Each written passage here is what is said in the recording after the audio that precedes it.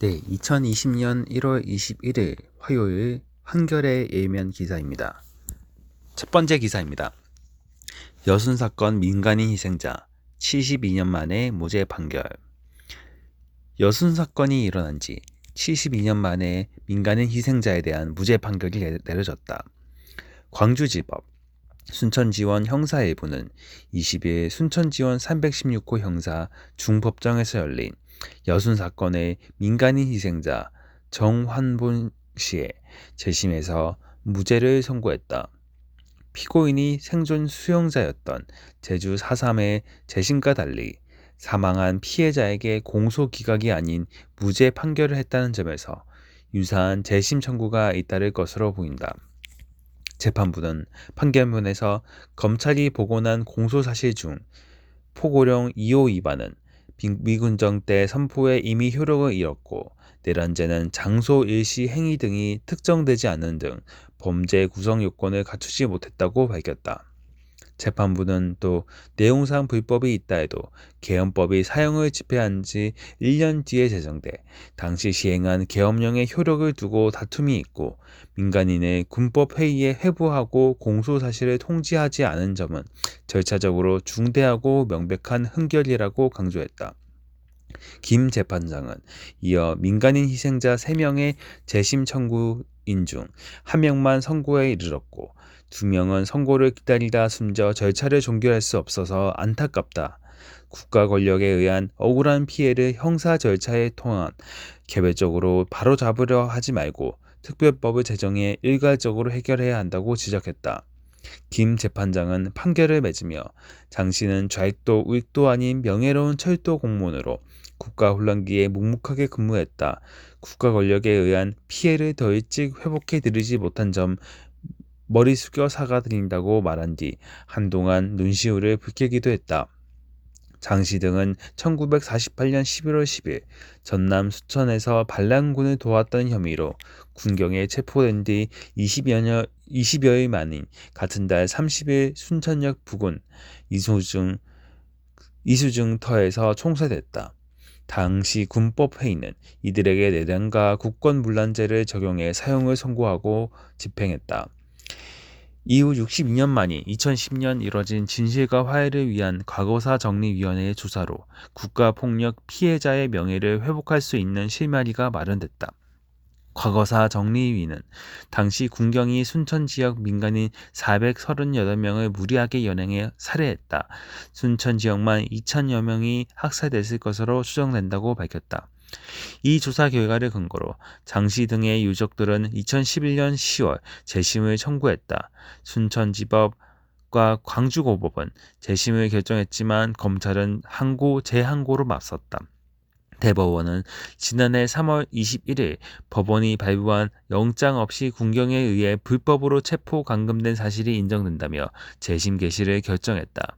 이 과정에 7년 5개월이 걸리는 바람에 유족 3명 중 2명이 숨져 청구인은 1명만 남게 됐다. 광주지법 순천지원은 지난해 4월 29일 여순 사건 당시 군경에 숨진 민간인 희생자 장환봉, 신태수, 이기신 씨 등 3명의 재심을 시작했다. 네, 두 번째 기사입니다. 북한 개별 관광 제재 피할 3가지 카드 꺼냈다. 정부가 남북관계 개선과 한반도 평화과정 동력 강화 차원에서 추진하는 북한 지역 개별 관광의 구체 방안을 20일 처음으로 공개했다. 남에서 북으로 가는 개별 관광, 제3국 경유 개별 관광, 외국인의 남북한 연계 관광 등 3가지 방식이다. 통일부는 이날 개별 관광의 개념과 필요성, 가능한 방식, 방북 승인 요건, 제재 관련성, 신변 안전 보장 문제 등 쟁점들과 관련한 정부 견해를 밝혔다. 아울러 개별 관광은 유엔 제재 대상에 해당하지 않고 우리가 독자적으로 추진 가능한 사업이라며 대북 제재에 해당하지 않으므로 세컨더리 보이콧에도 적용되지 않는다고 설명했다. 세컨더리 보이콧이란 제재 대상의 북한의 기관, 개인과 거래한 제3국 기관, 기업, 개인을 겨냥한 미국의 독자 제재다.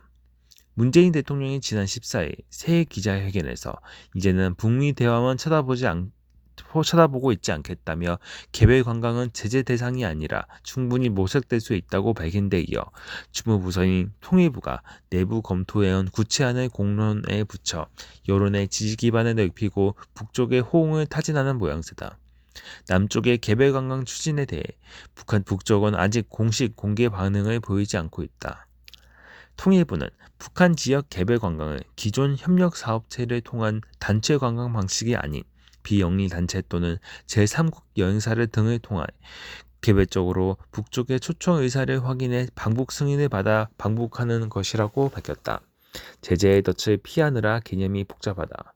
통일부는 개별 관광 현실화로 국내의 북한 방문 수요 충족, 접경지역 경제 활성화, 남북관계 개선을 위한 협력 공간 확보, 새로운 관광 수요 창출 등의 효과가 있으리라 기대한다고 밝혔다.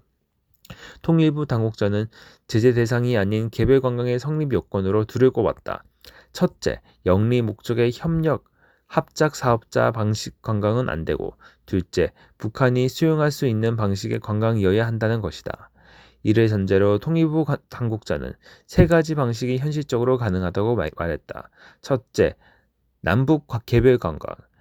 구체적으로는 이산가족 또는 사회단체의 금강산 개성지역 방문이다. 돈벌이에 추구하지 않는 인도적 목적 또는 사회문화 교류 차원의 개별 방북이라 현대 아산의 개성, 금강산 관광 사업권을 침해하지 않으며 제재 대상이 아니고 관광 기반이 이미 존재한다는 점을 고려한 구상이다.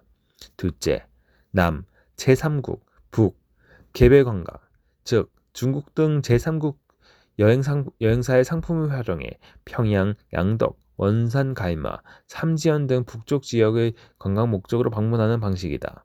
통일부 당국자는 중국인 40명에 한국인 10명을 끼워 넣는 식보다는 남쪽 시민만을 대상으로 하는 게 현실적일 것이라고 말해 한국인 특화 상품 개발을 염두에 두고 있다는 점을 내비쳤다. 이미 2018년 20만 명, 2019년 30만 명 안팎의 외국인 관광객 이 북한 관광을 했는데 한국인이 중국 여행사들의 관광 상품을 이용해 방북하려면 북쪽 당국이 비자를 내줘야 한다. 아직껏 선례가 없어 풀어야 할 과제다. 셋째, 제3국 여행사의 외국인 남북 연계 관광, 곧 남, 북, 남 개별 관광 방식이다. 남북한과 제3국 여행사의 상품 개발, 남북한 당국과 유엔군 사령부의 군사 분계선 통과 행정 협력이 필요하다.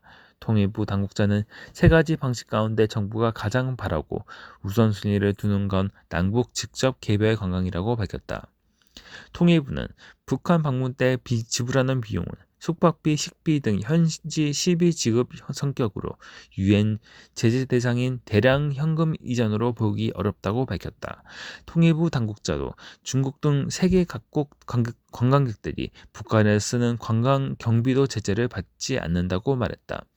아울러 관광객 모집에 특정 기관, 사업체가 관여하더라도 관광객 모집은 단순 중개 행위로 북쪽 단체 개별과 별개 기관이며 북쪽과 수익 배분도 하지 않으므로 유엔 제재 대상인 협력업체 합작 사업에 해당하지 않는다고 북통일부는 밝혔다.